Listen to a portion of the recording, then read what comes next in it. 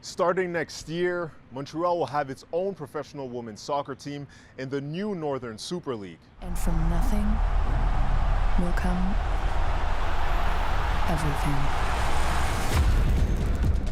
What's the Northern Super League?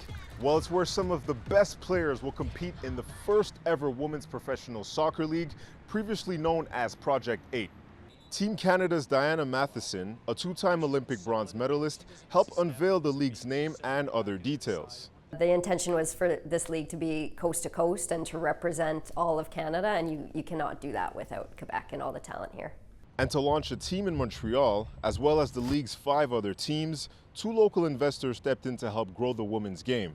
It is an adventure, and it's a team, it's a sport, but it's also and foremost a community and a movement, a social movement. And I think it's time that we celebrate those women, those talents that we have. They're just amazing. This comes as momentum for professional women's sports continues to grow. In its first season, Montreal's professional women's team set an attendance record with more than 20,000 fans at the Bell Center.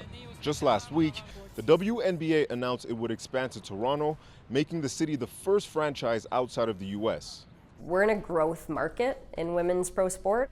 We're past it being, you probably heard this, we're past it just being moments, and now we're into a movement. Some details are yet to be worked out, like where each team will play and what Montreal's will be called. But the NSL will have a 25-game regular season followed by playoffs, and each team will have a 25-player roster with a salary cap of $1.5 million and a minimum salary of $50,000. Although some worry that may not be enough to attract the type of talent that will keep fans' attention. If they're not fully committed to being full-time professional athletes, are we going to look at some point and say, yeah, the product was interesting in the beginning, but I don't know that the product is high enough quality that I want to give up my time and my disposable income to this. The league's backers, though, say they're confident the players will capture the hearts of fans for years to come. We want to support and really push these girls forward so that when they go to the grocery stores, we actually recognize them. We actually celebrate them. You know, it's not normal that these are superstars internationally and they walk around anonymous in their own city.